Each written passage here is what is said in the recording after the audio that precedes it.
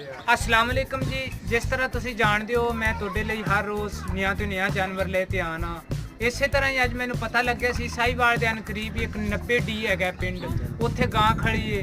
सानू मुश्किल तो बड़ी हुई लंघदे टपदे, लेकिन फिर भी असी लंघदे पुछदे पछाणदे इत्थे 90D च आए हाँ। बाबे जी होरें दा सानू पता लग्या सी भी इन्हां कोले गां है। पहले बाबे जी होरें तो तुहानू गां दी तफसील दे दईए, उस तो बाद फिर तुहानू गां दिखाने। अस्सलाम वालेकुम बाबा जी। वालेकुम सलाम। बाबा जी किन्नवें सूए हैगी तुहाडी गां?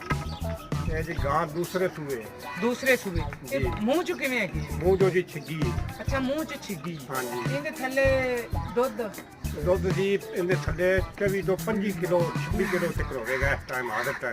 ਅੱਛਾ ਹਾਜ਼ਤ ਹੈ। ਹਾਂਜੀ। ਤੇ ਕਿੰਨੇ ਪੈਸੇ ਤੁਸੀਂ ਇਹਦੇ ਮੰਗਦੇ ਹੋ? ਇਹਦਾ ਜੀ 4 ਲੱਖ ਰੁਪਇਆ ਮੰਗਣੇ ਆ। ਪਿੱਛੇ ਇਹਦੇ ਕੀ ਹੈਗਾ ਜਾਨ?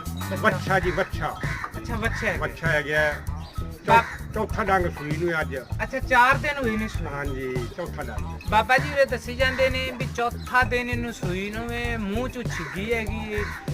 25 ਤੋਂ 26 ਲੀਟਰ ਇਹਦੇ ਥੱਲੇ ਦੁੱਧ ਹੈਗਾ, ਮੂੰਹ ਚ ਛਿੱਗੀ ਹੈਗੀ ਏ ਤੇ 4 ਲੱਖ ਰੁਪਈਆ ਇਹ ਫਾਈਨਲ ਮੰਗੀ ਜਾਂਦੇ ਨੇ। ਹੁਣ ਜ਼ਰਾ ਤੁਹਾਨੂੰ ਜਾਨਵਰ ਦਿਖਾ ਦਈਏ।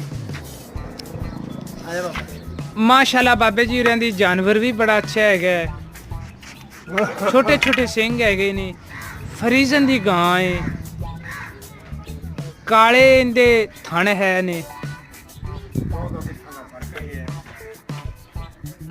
ਇੱਕੋ ਜਿਹੇ ਬਿਲਕੁਲ ਇੱਕੋ ਜਿਹੇ ਫਾਸਲੇ ਦੇ ਵਿੱਚ ਥਾਣੇ ਦੀ ਹੈ।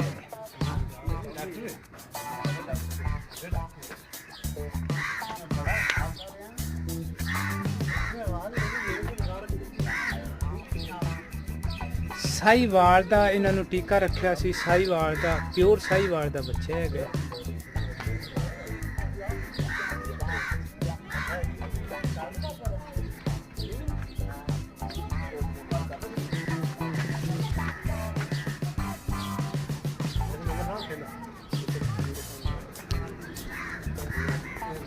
ਡਾਕਟਰ ਕੋਲ ਆਈਏ ਜੀ ਇਹ ਗਾਂ ਵੱਡੇ ਬੀਜ ਤੇ ਨਹੀਂ ਤੇ ਗਾਂ ਦੇ ਤੇ ਛੋਟਾ ਬੀਜ ਆਖਦਾ ਡਾਕਟਰ ਉਹ ਵੀ ਫਨਕਾਰ ਬਿਲਕੁਲ ਇੱਕੋ ਜਿਹੇ ਫਾਸਲੇ ਦੇ ਵਿੱਚ ਥਾਣੇ ਦੀ ਹੈ।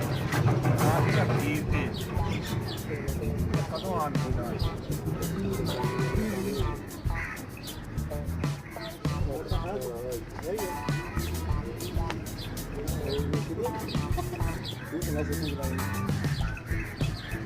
माशाल्लाह गां का कद भी अच्छा है, कालियां अखां ने बिल्कुल। हमारा YouTube चैनल एनिमल पॉइंट आरफ वाला ज़रूर सब्सक्राइब करें और बेल आइकन भी प्रेस करें ताकि आपको लेटेस्ट वीडियोस मिलती रहें।